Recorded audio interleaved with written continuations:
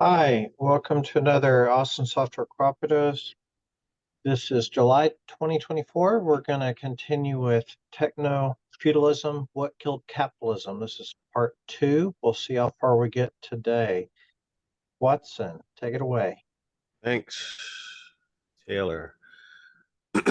I am going to do a small review of some of the concepts we learned in chapter one before we get into chapter two. And the specific concepts I'm going to go over, there's three levels. The first one is it's value. We're going to two types of value, two types of labor, and two types of power. So there is, as far as labor, as far as value, there is exchange value and experiential value. You can think of the difference as when you go to watch a movie, the ticket price you pay reflects the movie's exchange value, but that's quite separate from the pleasure it gives you, which you might call the experiential value. So exchange value, experiential value. He's contrasting these, and it's kind of his introduction to capitalism, his view. Now we got labor. You got experiential labor, and you got commodity labor. Um, the monetary reward, you can call that the commodity side, and here's the experiential side. Labor's second value that his mother first alerted to him considered the brilliant idea conjured up by a group of brainstorming architects employed by a multinational construction firm, or the positive vibes a waiter emits on the restaurant floor, or the teacher's tear of joy when a challenged pupil solves a difficult math problem. None of these are ever commodified. That is the experiential labor. So it's stuff that cannot be captured. He's going to bring it up again in the next chapter. Right. So now, a little teasing that out a little bit more.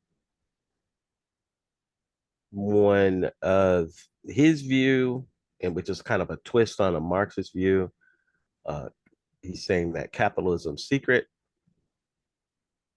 the uncommodifiable sweat, effort, inspiration, goodwill, care, and tears of employees are what breathe exchange value in the commodities that employers then flog to their eager customers. This is actually what makes the building of a restaurant or school desirable. So here, the secret power of employers to extract any surplus, either from the highly skilled or from the uninspired, repetitive, robotic work. They must pay for the workers' time, which is the commodity labor, but they cannot actually buy the sweat or flair, which is the experiential labor. He's saying that this is a secret power of the employers. Capitalists owe their profits to the inability, so paradoxically, the inability to the impossibility of buying experiential labor directly. And yet, what a boon to suffer from such an incapacity. It's ultimately they who pocket the difference between the exchange value, and they pay the employees in exchange for their commodity labor and the exchange value of the commodities created thanks to their experiential labor.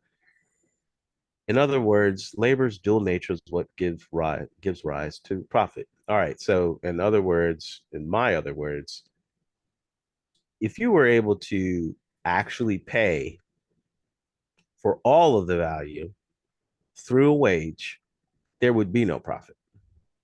You cannot pay for someone's, like the teacher's tier, like they're saying, the extra effort, the inspiration, all of that.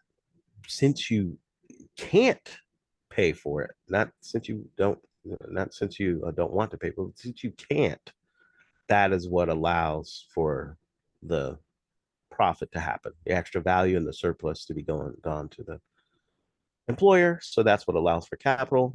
Last concept is power. There's two different types of power, and commodity capital. Uh, let's see here. Yeah, or two different types of capital, I should say. So commodity capital, like a fishing rod, a tractor, a company server, or any good that is produced to be used in the production of other commodities. So it's something you can use to produce other things. The second nature of capital is nothing like a commodity. Suppose you discover that you possess tools that you need in order to produce the stuff that for your family's survival, or he does that for your family's survival, such as the aforementioned fishing rod, tractor server. Suddenly, they required the power to make you do things. For example, to work for you in exchange for the use of the tools. So capital, in short, is both a thing, commodity capital, and a force, the power capital. Just as labor is split between commodity labor and experiential labor, you kind of can tell this, that someone that owns the tools, they have a certain amount of power over whatever it is that needs those tools to be created. Obviously your employer has power over you. He goes over these different concepts in the next chapter. Any questions so far before I go?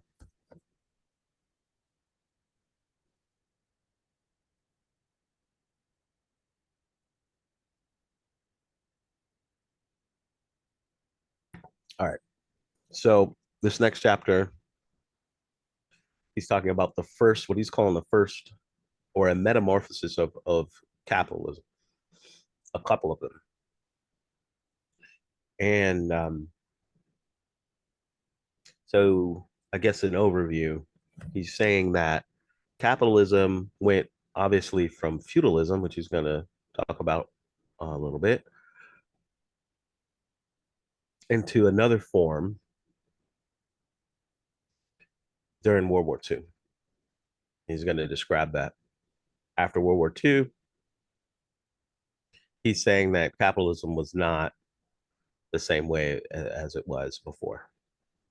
So he's going to talk about that with his technostructure, and he's going to cite some quotes, some people, and stuff like that. And then that's the setup to get into the next metamorphosis. I could say offhand that people that critique capitalism, on one side, well, yeah, on one side, it's it spurs inequality. It has inefficiencies and all these other things. There's all these other critiques on the negative side. On the, you can kind of say almost like a positive side, they marvel at capitalism's ability to change and adapt to the environment that it's in. So he's kind of following in that tradition in his own way, with his way of describing the metamorphosis and evolution of capitalism. All right, so he's going to describe. I just finished talking about the metamorphosis. Let's get into the first kind of a description. He uses Mad Men. I don't know if anybody watched Mad Men. I never watched it. I've heard about it. People recommend it, but I've never watched it. It's basically about advertisers and in the 60s and how they changed things or how they operated on the day to day. So it was a drama or what have you. He uses it as a description for, at the greater scale, one of the metamorphoses of capitalism. And he continues to refer back to it. So there was someone named Draper in the show that was the main advertiser, and they basically, long story short, they basically tease out the desire and create or manufacture desire in people for things that they don't need. And he uses that as one of the attributes of the next metamorphosis of capitalism. So we can skip through some of this. He said, like I said, he said it's a turning point for capitalism, this mass commercialization of nostalgia. And here's kind of some of the rationale for this metamorphosis. So capitalism had begun as a relentless, a little bit bigger, drive to put a price on things that once had no price. Common lands, human labor, and all the stuff that families once produced for their own consumption. If there was something that humans shared and enjoyed, but which had no price and mattered to us only for its intrinsic or experiential value, like Granny's handcrafted tablecloth or beautiful sunset or beguiling song, capitalism found a way to commodify it to subjugate its experiential value to exchange value. Right? Okay. So now, having assimilated every resource, crop, and artifact it could, capitalism has since gone on to commodify the airwaves, women's wombs, art, genotypes, asteroids, and even space itself. Okay, so each time the onslaught of exchange value has overcome its defenses, experiential value has gone underground to the catacombs of our psyche. This is the metamorphosis Don Draper, or more accurately, the men and women of Mammon. It's based on discovered it, retrieved it, and commodified it. So he's talking about what they did, and he kind of sums it up with saying it's attention that they were able to commodify. Let's see what else here. Right here. Draper captures the essence of capitalism's post-war transformation, discovery of a new market, namely the market for our attention, grafted onto the shiny new industrial structure, but all within a system that remains fully reliant on labor's dual nature. And kind of, this is also a throwback to what we are talking about, experiential labor. His bosses would love to be able to purchase his ideas without having to tolerate him lounging around the office half drunk, in the language of a previous chapter, but they would jump at the opportunity to buy Draper's experiential labor directly. So this is as a side note. Even within this story, you can see experiential labor and kind of a flaunting of it. Someone that's so good that they can actually lounge around at work, and but they can't really purchase his insight and his creativity. That's really more of a side note.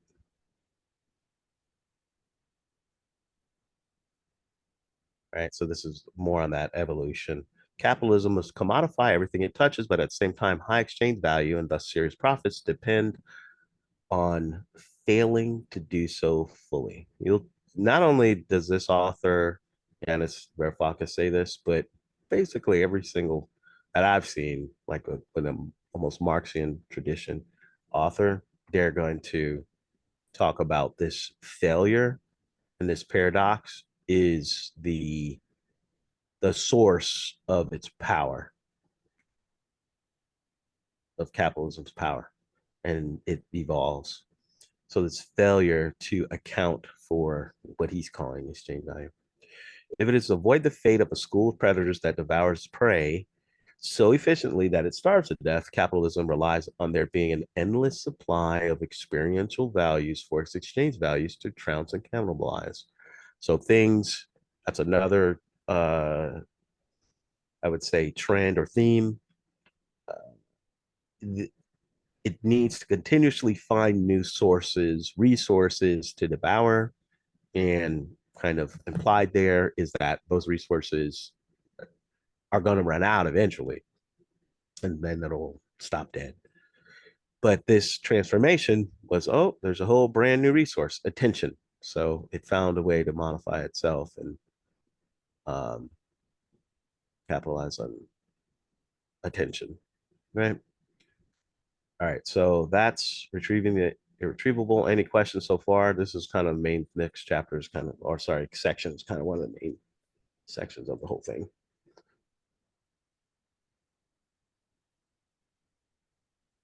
All right. Well, I like that he's touching on attention because it really reminds me of Gary Vee. I don't know if you guys are familiar. So, I mean, I followed at some point, 2015 or 16, Gary Vee, famous digital marketer Yeah. guy, right? Like very gung-ho capitalist. And he talks, and his brilliance is that he saw it very early on that it was about attention. And he was always like back in the day, and people were like, oh, this guy's always, yeah, it's attention, attention. And in reality, he didn't talk in Marxian terms, right? But what he was talking about is commodifying, being able to capture that attention, paying for it, and doing it at what he said, what is that he day traded on attention. So he was already kind of hinting at this. Yeah. Yeah. Gary's always keynoting at South by. I don't know if he did this year, but he's always there. Oh, they love him. Oh yeah. uh Anyone else? This next one is kind of a little elusive. The concepts try to I'm gonna do my best to try to summarize this. Um so he wants to get this idea of what a technostructure is. And so keep in mind that this is a kind of a counterintuitively, it's kind of a planned economy. So he's in the end of this section, he's making an argument. He's going to come to a conclusion that during World War II and after World War II, we were in somewhat of a planned economy. So centralized, planned. So that, you know, pretty shocking, I would say, shocking or comment. So let's get into it. Um, he starts out talking about Thomas Edison doing the shock and awe, for he basically brought out a live elephant and electrocuted it and killed it in front of everyone, and then said, "Oh, this is what his competitor Westinghouse did. His method of electricity, works that way, and it's not safe." It's like, oh my gosh, But that whole attention uh, game, he kind of, you could say that, he's, I don't know, I don't want to say a pioneer of it, but goes, at least goes back to him. But having said that, Thomas Edison is, I don't know if people know, but he's the one that, created GE. That's his company. So General Electric, right? So, which is still around today, right? So Westinghouse was a competitor. And so this first part of the technostructure, so you have the big companies, so big companies like GE, and big finance. They kind of were symbiotic and grew up together. So the problem is that none of capitalism's early institutions, specifically its banks and share markets, were ready for such corporate empires, like saying like a GE. The banks were too small and too fragile, and the share markets too thin, too illiquid to provide the kind of funds Edison needed to build the famous Pearl Street power station, let alone the rest of his electricity grid. To produce the rivers of credit necessary to fund the Edisons, the Westinghouses, and the Fords of early 20th century capitalism, small banks merged to form larger ones and lent either to the industrialists directly or to speculators eager to buy shares in the new corporations. Right, so power mega firms and megawatts translated to mega profits, created the first mega debts, and formed a vast overdraft facilities for the Edisons. Right, so that was the emergence of big finance, which grew up alongside big business in order to lend it monies borrowed effectively from the future. Okay, so again, this concept of going into the big and it all being this, in the end, he's saying it's a public-private entity. All right, now we have that. Now let's go into here. Going to World War II, Japanese bombing Pearl Harbor. U.S. government began to emulate the Soviet Union. Oh, what is that talking about? Well, when it did, let's go over here and talk about that. All right. Under President Roosevelt, the U.S. government's deal with big business was simple. They would produce what was necessary to win the war. In exchange, the state would reward them with four incredible gifts. The state guaranteed sales, translating into state guaranteed profits. So, state guaranteed profits, like planes, tanks, all this. Freedom from competition, since prices were fixed by the government. Okay, definitely central planned. Thus, huge government fund scientific research. I'm sorry, third, huge government funded scientific research like the Manhattan Project, jet propulsion, that provided big business with wonderful new innovations and a pool of highly skilled scientific personnel to recruit from during and after the war. And then also, I guess after the Depression, big companies weren't looking so well, and after World War II, it offered them to be patriotic. And so those four things. All right, so we have that going on in the war. His argument is that after the war, they wanted to keep the party going. So there was someone in charge of doing that. The economist John Kenneth Galbraith, I think, whose job literally was to decide the price of everything, to fend off inflation, and to ensure a smooth economic transition from wartime to peacetime. American capitalism was run according to Soviet planning principles, with the important exception that the networked factories remained under private ownership of big business. Right. So the heroic entrepreneur at the helm of the corporation and democratic elected politician at the head of government had been both usurped by this new private public decision making network, whose values and priorities, indeed its survival, boiled down to one thing: survival and growth of the conglomerates. Now that with the war, with its infinite demand for stuff and technologies was over, Galbraith called this nexus the technostructure.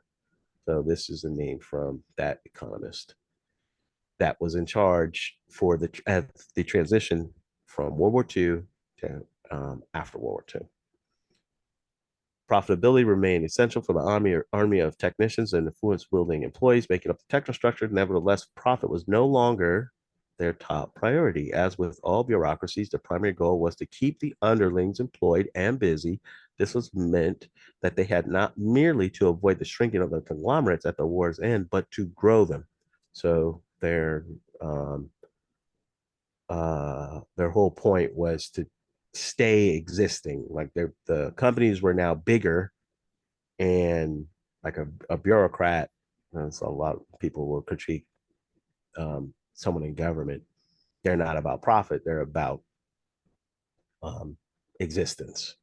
So, kind of the joke, which is not really a joke, the critique of use it or lose it in your budget. Just trying to make sure that if you have a budget, use all of it by the end of the year or end of the budget season. Otherwise, you're going to lose it. Bureaucrats more cares about that than about profit. So, given that, so we have this big technostructure, and they're producing things, and it's kind of his argument is that the use it or lose it, and all of this stuff like that. The new dealers and government took upon themselves to help the technostructure secure foreign customers. Right, as we see, it triggered another of the great metamorphoses of the 20th century capitalism.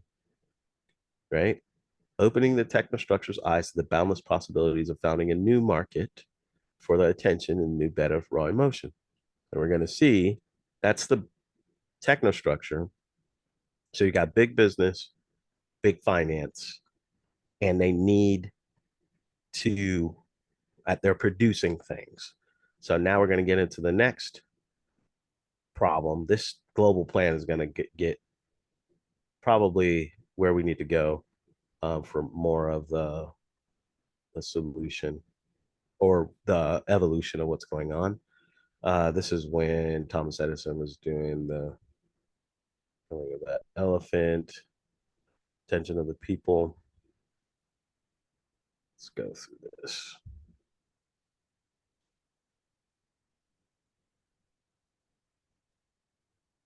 Okay, well, I mean, this is kind of one of the statements. The rise of the technostructure transformed American capitalism from a decentralized market society to a centralized economy with markets. So decentralized market society to centralized economy that just so happens to have markets. The problem was that America's industrial capacity had grown so much during the war that to keep its factories busy and its workers in jobs, they had to produce a lot more stuff than Americans alone could absorb. So foreign markets had to be found. All right, that's what we needed to get out of that. Any questions so far before we get into this global plan? And then we're going to start getting to two big transformations that can kind of let you understand most of it. This is non-controversial, this part. Some of what he was saying, I think, is a little controversial. Does anybody think any of this is controversial so far? Like challengeable, not true?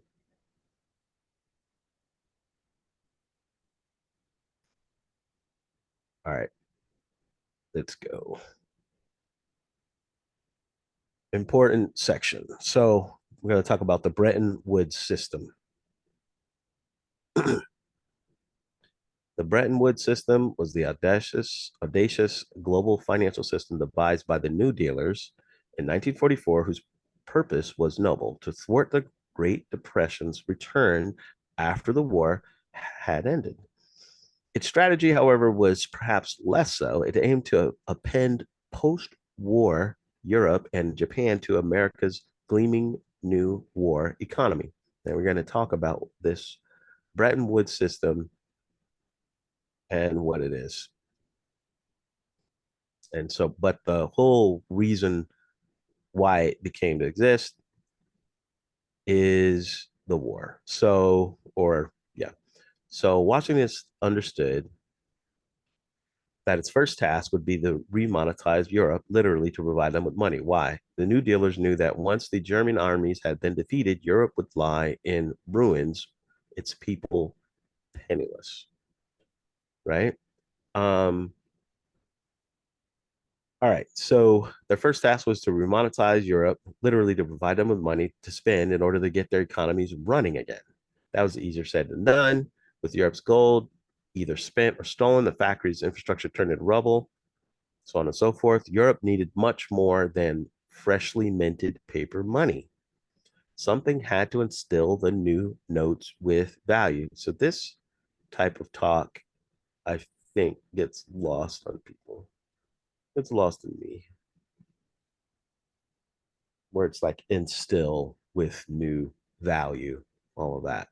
So they needed much more than freshly minted paper money. After all, what gives currency value but the economy that stands behind it? All right, let's tease that out a little bit more. One thing that could circumvent the problem, the dollar. The financial project of the Bretton Woods system was bold: to dollarize the currencies of Europe and Japan by linking European currencies to the yen to the dollar with fixed exchange rates. We're going to come back to that. Hence, the 30 drachmas, that's Greece, to $1, whose demise was, he's talking to his father, disturbed in 1975. In essence, it was a global currency union based on the US dollar. With the mighty US economy standing behind them, the currencies would retain a significant and stable value. Okay. This is important, comes back again. There had to be limits to how many dollars one could get for one's funny money. Funny money being, okay, we just printed this. Here you go. Greek drachmas, Italian lire. I don't know how you say that. These limits were known as capital controls, restrictions on the movement of money from one currency to another. Oh, why would you need that? They made the life of bankers wonderfully boring by denying them the opportunity to speculate on the shifts in the relative value of currencies, which they would have otherwise done by shifting large quantities of money from one currency to another, from one country to another. That was, of course, intentional, the capital controls, having been burned by the 1929 catastrophe. The new dealers wanted bankers to live in a straitjacket of capital controls and almost fixed interest rates, with only tiny wiggle room of 1% here or there. So this here, I think, is, well, it's definitely important to arguments later. This capital controls Bretton Woods system saying, okay, we're going to print money for you, Europe, you, Japan. We're going to bring you out of, the dire straits you're in from World War II, and you're going to use our dollar. But you got a problem. The bankers already know how to game this system. They can do speculation on the currencies. Oh, you want to peg your money to our dollar? We know how to play. You know how to do speculation and really destroy things like 1929. But they said, nope, we're not going to allow that. We're going to put capital controls. So you cannot do this. All right. And they made sure that no one was doing that. All right.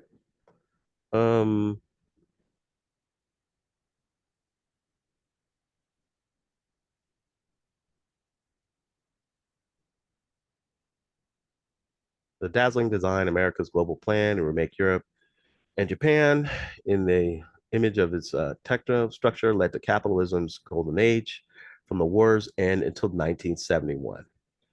America, Europe, and Japan enjoyed low unemployment, low inflation, high growth, and massively diminished inequality. All right. But all of this relied on one crucial factor. For the dollar to be the apple of everyone's eye at the fixed exchange rates the Bretton Woods system guaranteed, America had to be a surplus amassing country, meaning it had to sell more goods and services to the rest of the world than it imported. Now, everybody kind of knows now that we are at a surplus deficit. Like, we don't make anything, people say now, except for like weapons. So we relied on that.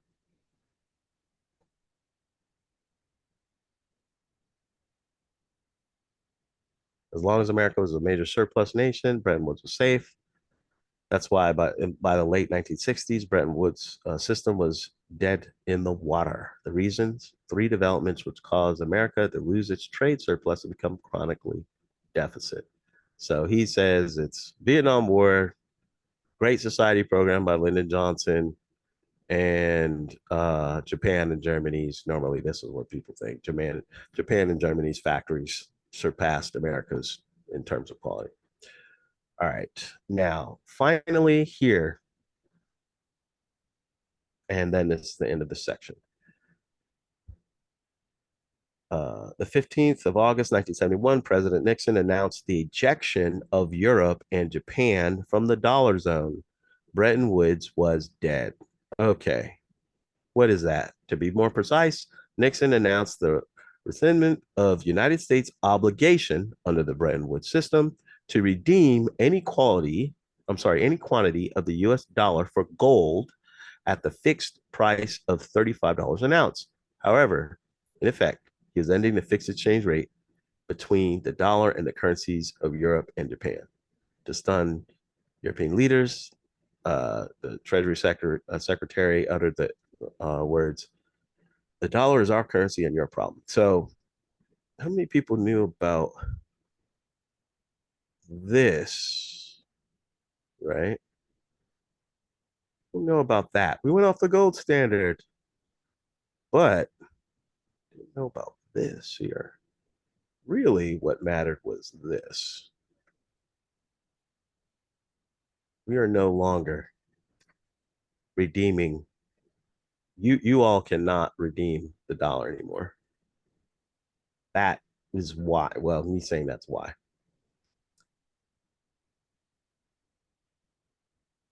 Any comments so far? So this is going to be, we're going to get into how the system now works. Of course, a lot of speculation how the system now works after this, and then he's going to say, "Now you're ready to talk about Well, I say how the system now, how the system worked before what he's calling cloud capital. And then we're getting a cloud capital. So he's having to do all this in order to even get to cloud, the critique of cloud capital. So any questions so far about this global Bretton Woods system portion? All right. So we're off the gold standard now. This section is going to talk about speculation a little bit, just to give you some idea of numbers that are mind-blowing and just don't even seem real.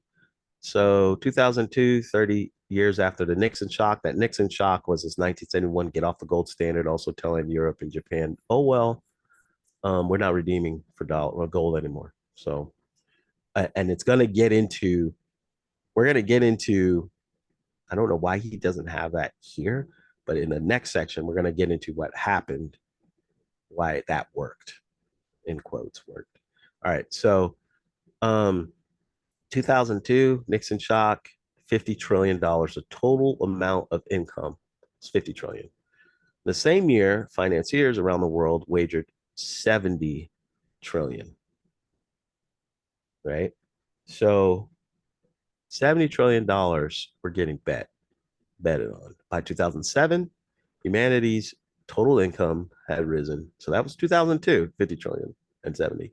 By 2007, humanity's total income had risen from 50 to 75 trillion, 33% over 5 years. But the sum of the bets in the global market are gone from 70 trillion to 750 trillion, 1,000%.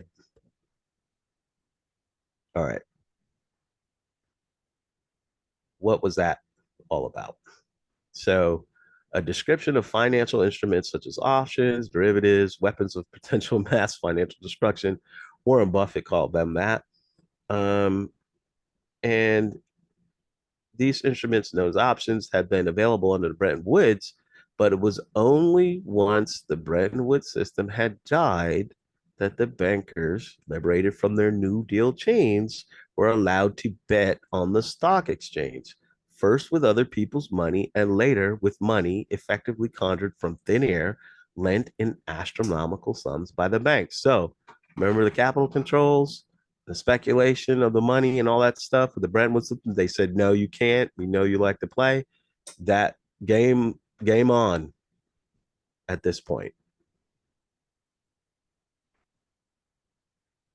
And so we don't need to talk about this. All right.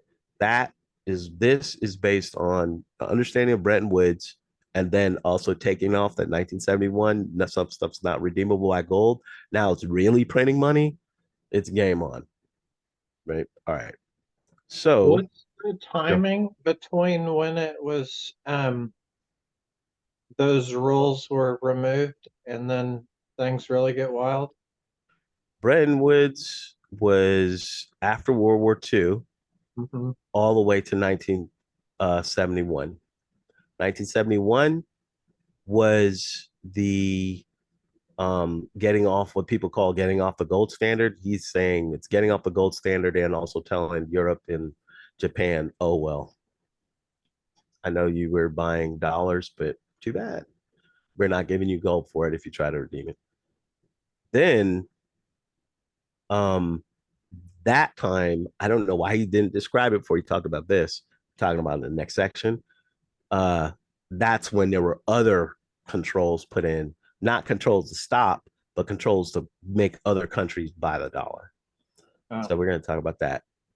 And that's still going on till a big one just stopped last month or this month in July. So it's quite interesting to talk about. But why the significance in 2000? So he's saying between 2000 to 2007, he didn't say why, this was happening. We had a couple big banks go under in the 90s. And so it was kind of like maybe they were just learning. But no. I think, all right, yeah. So he makes the argument. Is he doing it in this chapter? No, he does it in the next one. He talks about technology allowing for the options to be more sophisticated, so sophisticated. I think maybe I just skipped over it. They were so sophisticated that the people couldn't understand what they were, and that I think that's his argument of why it's in the 2000s. It starts to get even more of a game. Yeah, That I'm pretty makes sure. sense. Yeah, So the technology advancements had to catch up with what they were wanting to really do. yeah, yeah. So these are the numbers. He's prepping us with these numbers, and then let's get into, I believe, is it going to be in here? No, he's going to talk about the trade deficit here, and he's going to talk about the technology maybe later. All right. So U.S. trade deficit. All right. So what is this all about? And he calls the United States the global minotaur. So you've got, what is it, the body of a horse, or the head of a horse, the body of a human, something like that, whatever it is. Or the head, no, that's the head of a human, or upper body of a human, and the body of a horse. I forget. Um, so let's go here. The new American Minotaur's appetite kept the gleaming German factories busy. It gobbled up everything they produced, so on and so forth. In return, the foreign owners of these distant factories sent their profits, cash back to Wall Street to be invested, so on and forth, so forth. So this is when we're still this is when we start gobbling everything up. Now,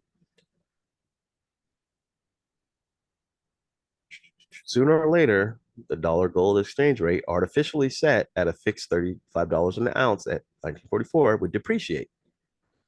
At that point, the stash of dollars would buy less gold. Naturally, they would begin eagerly exchanging their dollars for American gold. Before that happened, had this continued, the United States would have run out of gold. Nixon shock stopped the rot. Okay, so this part right here, that 1971, he's saying, oh no, we had to do that.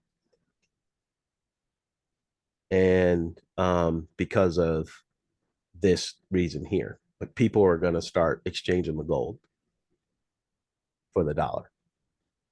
Europe and Japan and whoever else. So, but what did he implement, or what did they implement? All right. Once they lost their fixed exchange with the dollar value of European and Japanese money began fluctuating wildly like driftwood. The dollar became the only safe harbor. Why? Courtesy of its exorbitant privilege, namely that if any French, Japanese, or Indonesian company, indeed anyone, wanted to import oil, copper, steel, or even just space on the freight ship, they had to pay in dollars, right? So I knew about the oil. I didn't know about these other ones. Copper, steel, or freight on the space on the freight ship and all that. They had to pay in dollars. The United States was therefore the only country in the world whose currency was in demand, even by people who did not want to buy anything from it. That's why, as a dark cloud of uncertainty descended upon Europe and Japan's economic future, the world of finance responded by clamoring to turn their savings into dollars. Okay, so this is the Minotaur. Like, how can you have a country that doesn't make anything still be wealthy? Everybody has to buy their dollars. Why? Well, one, I know this one, Saudi Arabia and I want to say OPEC altogether in that 70s, that same 1971 area time, he said, we will protect you. We'll give you, you can buy our weapons, number one, but also we'll protect you, but make everyone buy in dollars. That was 1971. And these other ones, he didn't provide any reference. I would have loved if he did. but he didn't. But I need to go look that up. So we are now, by the way, off of this. Saudi Arabia is now selling in you can buy it in rupees, you can buy it in other, yuan, all that oil. So this is what allowed there to still be all this capital or this money. So and then so the dollar depreciated fast as anticipated, but curiously, that was the moment that the dollar regained its mojo. How? Shortly after the dollar was decoupled from gold, Europe's currencies were decoupled from the dollar. All right, so after this portion, the dollar became king and queen again. The Nixon shock produced a magic trick for the ages. The country going deeper and deeper into the red was the country whose currency, the dollar, was becoming more and more hegemonic. This was the epitome of a paradox. All right. And then he has this other argument. So there's another reason why the dollar's hegemony grew: the intentional impoverishment of America's working class. To exercise its fully magnetic powers over foreign capital, profit margins in the United States had to catch up with profit rates in Germany and Japan. A quick and dirty way to do this was to suppress American wages. Cheaper labor markets for lower costs makes for larger margins. It's no coincidence that to this day, American working class earnings languish. All right. Below their 1974 levels. So this stuff like this is people just, it's unbelievable. So you have less earning power than your parents. All right, so now I mean, it's kind of easy to see because people had single parent households and were able to buy homes and all that in the 70s. And you think of it like that, and now you have dual family and they're at the same or less. Dual earners in the home. So, any questions so far?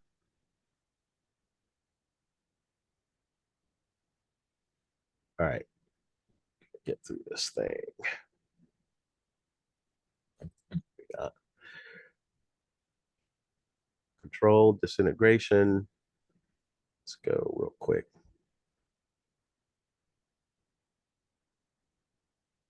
This is part of his. Does he talk about Volcker? Yeah.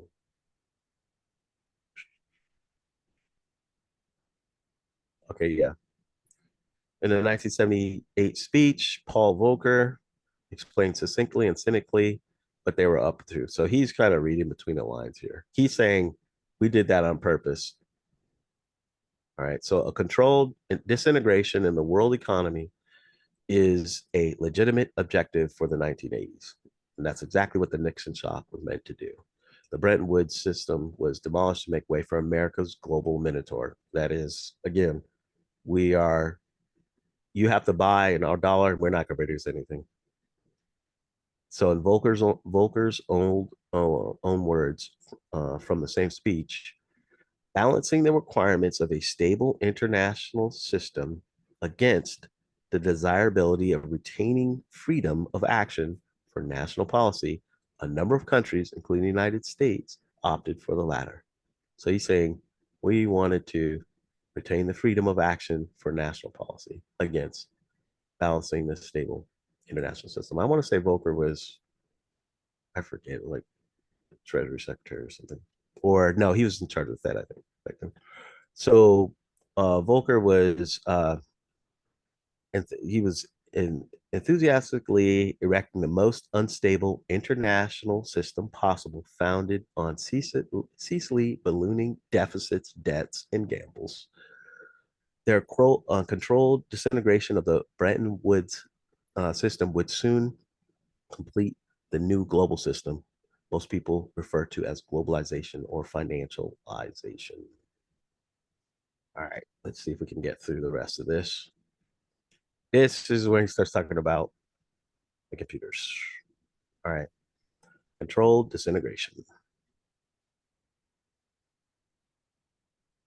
And he's gonna So I didn't see any references for this. It would be nice. So Volcker's controlled disintegration of the old system required beyond the neutering of trade unions and engineered recession in order to reduce workers' bargaining power and the elimination of the shackles that President Roosevelt had slapped on bankers to restrain their recklessness. As with every systemic transformation that hurts countless people, the cruelties necessary to bring it about had to be bathed in the light of liberating, redemptive ideology. That's where neoliberalism came in. We could talk a little bit about that. He doesn't really go into a strong definition of it. His definition, I should say. So here's the where we're talking about, which got stronger and stronger through the 90s and into the 2000s. Computers allowed financiers to complicate their gambles immensely. All right. Instead of a simple option to sell boring old shares to Jill, Jack could now buy much more snazzier options called derivatives. Right.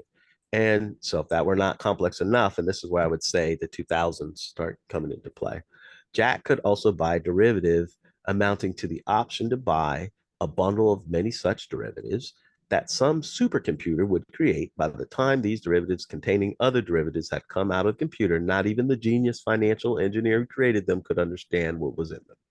So complexity thus became a great excuse not to delve into the derivatives that one had bought.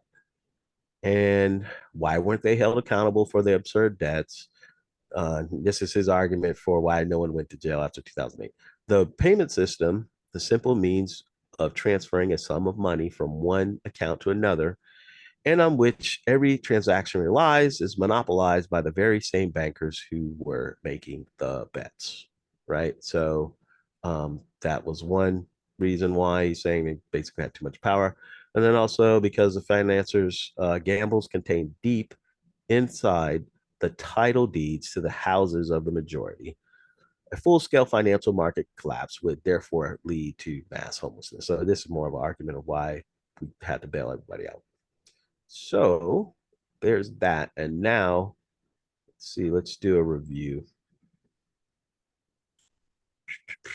Any questions so far? So we got World War II, we got the technostructure. Technostructure is basically like a centralized planning top-down economy, public-private agreement. What is that all about? Big companies, the ones that are big, are basically in bed with the big finance. And you had the Bretton Woods system, which was loaning money or printing money for Europe and Japan. And I want to say some other. During that time, it was money, American dollars pegged to gold, $35 to the ounce. With all that printing, people started saying, hey, let's go ahead and get and there was capital control. So bankers could not speculate on the currencies. Yeah, the value of Japan, yen, I believe. Yeah, yen, and anything in Europe. Then you had 1971. Around then, you had, besides the other transformations that he points out, we started going off of an attention, kind of economy instead of simple, regular commodities and all this stuff like that, right? So aside from that, the 1971, we started having people wanting to exchange their gold, wherever. Nixon says, nope, let's go ahead and get off of that. And too bad, so sad if you wanted to exchange the gold, for 35 per ounce. And so and then they implemented another trick. Hey, by the way, if you want to buy anything else, you better buy with dollars first. We already have all these arrangements like oil. It's an easy one to think about. I think that was pretty much a formal agreement that got renewed every, 4 years or 10 years or something. So people had to buy dollars. Countries had to buy dollars. And so they were pegged. United States didn't have to produce much. They reduced wages in the United States for whatever reason. And the capital controls were off, but they were not as strict. But there started being a whole lot more speculation when computers could help in the 2000s, late 90s, 2000s. So they started making things that were so hard to understand that people would just go ahead and, dump money into it and say, well, if it doesn't work, then, the market will decide, and people just get punished. Obviously, I mean, if you lived through 2008, you saw people were not punished. So, Hey, Watson, real quick, if you don't mind. yeah, go So, ahead. so you said that, okay, why would the OPEC countries, agree to this? I mean, what they getting? And you said that, perhaps protection. So I don't know if that's, If, I don't know if that's the real motive or the biggest one. And I was just wondering, protection from who, no, that was a formal agreement. They said they could have weapons and and then we would protect them. That was the agreement. So weapons, because those countries are not really like, that imperialist, or they have like a big enemy. So why would they want, or they, you know what I mean? It's like in my mind, it's like maybe I'm missing something. Yeah, I mean, now you could talk about us, so Saudi Arabia and Iraq, that they didn't like each other, right? Through the 80s, this is what really happened. Saudi Arabia started doing that sideways drilling into Iraq's oil fields. And Iraq was said, stop that. And they said, no, what are you going to do? We're protected by the United States. Yeah, And right. that's and then right. it. Right. So that was one of the things, So the countries over there were really, Europe, England, all this stuff, they were formed kind of like the same deal as Africa, also like Malaysia and all that stuff. The lines were drawn for those countries, they're manufactured to, the idea is that they are purposefully drawn in such a way as to the make the different cultures there fight. So the Sunnis and the Shiites, like putting them right, not giving them their own country, but putting them all in the same country. Yeah, That kind of Kurds thing. is also one of the examples. Yeah. Okay. So that kind of thing. And then you've got the resources and all that. So that yeah, any country would love to, have weapons and all the stuff like that, protection, whatever, favored, if not for anything else, but protection from us. We just remember in the 70s, we were doing a coup in Iran. I'm sure Saudi Arabia was like, hey, we don't want you doing that to us. The good old protection, for Yeah. you need my protection. Yeah. You really want it. An offer you can't refuse. Yeah. Right. That kind of thing. So yeah. Really I don't know much. This is him going back and forth with his father, this last chapter or this last section. So we're pretty much done. We pretty much the review I did was probably it. So any questions or comments so far? And the next thing we will go over, we're good this time around, but the next one he's going to get into his definition of what cloud is, the cloud capital. He's saying that we're now in feudalism back again. So the next evolution, so there was an evolution of real markets, and then it was like a centrally planned economy that just will happen to have some markets. And then it goes into this other, well, you have a global minotaur, all these weird things that you really wouldn't want, you wouldn't really couldn't call it capitalism. It's some type of centrally planned, in the United States, to even thinking about, you've heard it so much, you grew up here, like we do not produce anything, very little, and we buy everything. What is that? How can that be? How could that work? And then you could see at a high level, oh, we've engineered to where people have to buy the dollars. Is that capital? Like, what does that have to do with markets? Right? It's centrally planned. Okay. And so, all right. So that's an evolution or critique, but it's still, is it still capitalism if you squint your eyes or whatever? And so now he's saying, oh, yeah, now we're in feudalism when you get to his next critique, or what he's saying is the next evolution. That's why he had to go through all this. I say that it's knowing about Bretton Woods, knowing about 1971, and then kind of just forcing yourself to confront how can a country that has a deficit of producing things be wealthy? How is that possible? And it's through central planning. Oh, okay. And then trying to reconcile that with it's all markets, all the way up and all the way down. Good old capitalism. No, it's centrally planned. So that whole thing, that critique, I think is a pretty solid critique. And then getting into his cloud critique is, very, I think, relevant to the meetup itself.